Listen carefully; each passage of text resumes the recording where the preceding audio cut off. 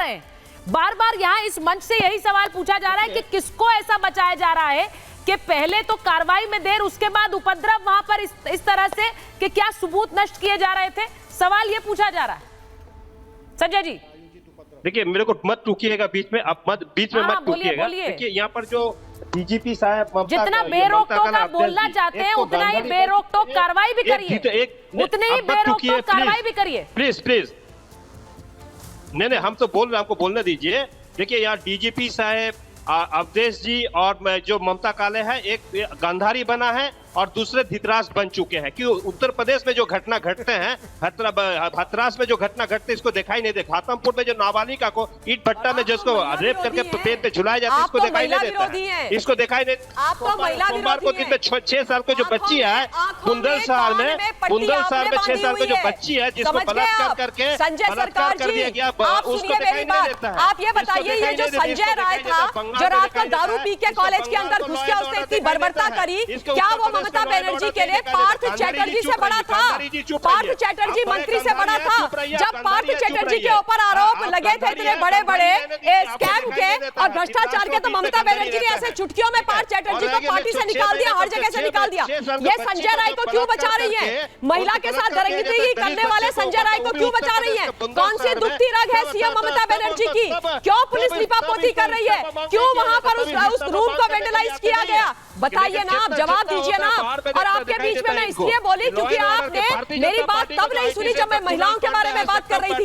क्या बात ठीक है आप लोग, शर्म तो आप लोगों को आनी चाहिए। दूर है मैं अखिलेश यादव का एक बयान दिखाऊं। महिलाओं को सुरक्षित नहीं रख पा रहे और आप कहते हैं कि आप वहां पर शासन करेंगे। ठीक है, ममता बनर्जी को पत्र देना चाहिए, राष्ट्रपति शासन वहां पर लगना चाहिए। देखिए ऐसा women I am saying this. देखिए क्या जिस तरह के बयान दिए जा रहे हैं उन बयानों से भी दिक्कत होनी चाहिए। मैं अखिलेश यादव का एक बयान दिखाना चाहती हूँ, उस पर जरा मैं चाहूंगी भाटी जी आप रिएक्ट करें और यहाँ पर आरपी जी भी। लेकिन आरपी जी वो बयान दिखाऊं उससे पहले जरा ये वाम और राम वाले बयान पर अपनी बात रख दीजिए, क्योंकि ममता बनर्जी कैटेगोरिकली कह रही है कि हिंसा फैलाने वाले, उपद्रव करने वाले वाम और राम के लोग हैं। आरपी जी, उनको ये बयान देने से पहले तुरंत इस्तीफा देना चाहिए, क्योंकि अगर वह वाम और राम पर आरोप लगा रही है, मतलब लेफ्ट और राइट पार्टी में तो भाजपा पर आरोप लगा रही है, तो उनकी सरकार विफल है। क्योंकि अगर उनका जो इंटेलिजेंस नेटवर्क है, जो इंटेलिजेंस जो वहाँ पे सिस्टम है, और वो ये असेस ही नहीं कर पाया कि वहाँ पर हमला होगा या इस प्रकार, मैं इनकी बात मानकर भी चलूँ वाम और राम ने किया होगा, तो फिर ये क्या कर रही हैं? ये तो सो रही है। इसका मतलब ये होम मिनिस्टर है राज्य की। सर में सच ये है कि टीएमसी के कार्यकर्ताओं ने सोची समझी चाल के अंतर्गत सरकार के देशानुसार ये हमला किया, ताकि वहाँ पर जो प्रूफ है, जो सबूत है और जो वहाँ पर एविडेंसेस है, उनको किस प्रकार से नष्ट किया जाए। और अगर मेरा चैलेंज स्वीकार करें, आप एक कार्यकर्ता भाजपा का पकड़ कर दिखाइए ना सारे मामले में, आप उन लोगों को पकड़ेंगे ही नहीं जिन लोगों ने हमला किया। इसलिए हम कह रहे हैं कि वहाँ पर तुरंत के तुरंत इस्तीफा देना चाहिए, नहीं तो वहाँ पर राष्ट्रपति शासन लागू करना चाहिए। क्योंकि घटना होना एक बात है, उससे बड़ा अपराध जो कल इन्होंने वहाँ पर साक्ष्य मिटाने की जरूरत करी, वो उससे बड़ा अपराध है। उससे बड़ा अपराध है। कई सवाल भाटी जी के आपके लिए भी थे, उन सवालों पर एक बार आते हैं, लेकिन पहले एक बार जरा अखिलेश जी का बयान चलाते हैं। क्योंकि जब आज प्रधानमंत्री ने लाल किले की प्राचीर से महिला अत्याचार पर बयान दिया, तो उन्होंने कहा कि अपराध महिलाओं के खिलाफ जो हो रहा है उसमें ऐसी सजा हो कि उस सजा की चर्चा होनी चाहिए। वो चर्चा इस तरह से हो कि बाकी लोग सोचे कि अपराध का हश्र क्या होता है।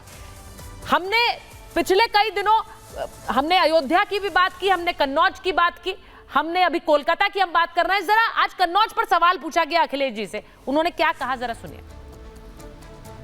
आजकल कन्नौज बहुत हेडलाइन पर है, सरकार को बहुत धन्यवाद उसके लिए।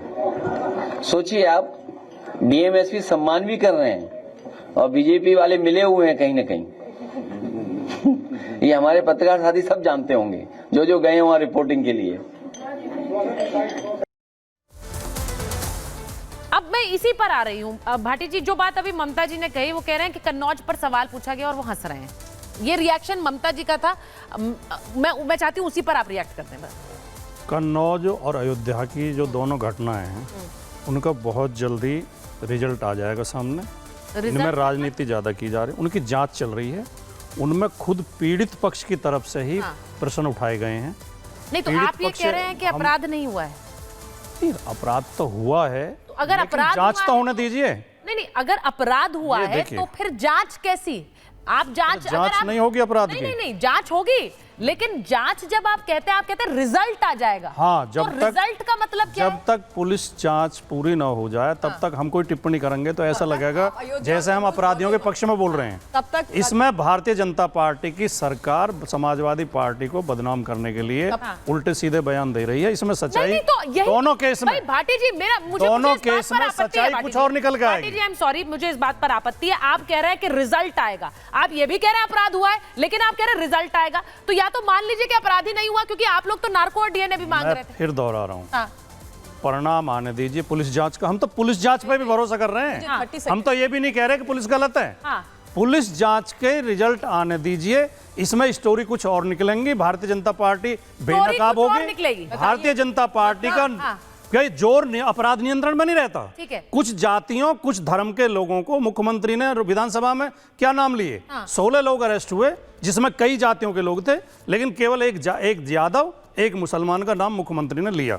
जब मुख्यमंत्री की नियत हो कि कुछ समाजों को, कुछ धर्म के, जाति के लोगों को बदनाम करने की नियत हो, जहां समाजवादी पार्टी का कनेक्शन जुड़ जाएगा। नहीं तो भाटी जी, आपने ऑन रिकॉर्ड आप सीधे कह रहे हैं कि मैं यहाँ ऑन पर रिकॉर्ड ये कह रहा हूं, फंसाया इसका जा रहा है रिजल्ट मोहित कुछ खान और को। आएगा। मोहित खान को फंसाया जा रहा है और नवाब यादव को फंसाया जा रहा है। मोहित खान निर्दोष है पूरी तरह, निर्दोष है पूरी तरह निर्दोष है। तालियां, तालियां। मोहित खान का कोई मतलब नहीं है इस केस से। मोहित खान पूरी और तरह से निर्दोष है। मतलब वो नाबालिग जो को- पीड़ित लड़की नहीं, है, मुझसे- उसके परिवार की ओर से मोहित खान के समर्थन में बयान दिए गए हैं। किसने बयान दिया? उसके परिवार की तरफ से किसने आप बयान देखिए, दिए? सो तो मीडिया ये में बयान बयान है। नहीं, मीडिया में बयान है। आप ये कह रहे हैं और जांच आना, हमें जांच पर पूरा भरोसा है। नहीं, ये जांच तो- रिपोर्ट आने दीजिए। मुझे ना 2-3 हम चीजें अपनी तरफ से परिवार में कोई किसने बोला है? भाटी जी प्लीज बताइए, मैं जानना चाह रही हूँ, क्योंकि ये आपने बड़ी कंट्रोवर्शियल बात Exactly. कही। आपने कहा ये मोहित बहुत खान बड़ी पूरी बात तरह है। बेकसूर है, पूरी तरह बेकसूर कर दिया। जांच अभी हुई नहीं, जो- अभी तो आप कह रहे थे जांच का इंतजार कर रहे हैं। हाँ, अब जब आप बार बार कुरे देंगी तो हम फिर हमें बोलना पड़ेगा। हम अच्छा, तो कह रहे हैं, हम मैं पहले बोलना नहीं चाहते, ठीक है। रिपोर्ट आ जाए। ठीक है। लेकिन आप कह रही हैं बोलो बोलो ठीक है, बोलो। ममता जी वो कह रहे हम हैं कह रहे हैं अब जैसे ये घटना है नहीं राजकुमार भाई, अब 30 सेकंड, 30 कन्नौज की सेकंड। घटना नहीं, में नहीं, आप 30 जो सेकंड वीडियो मेरी बात सामने सुनिए आई, हाँ। उस वीडियो में जो महिला कुर्सी पर बैठी दिखाई दे रही है,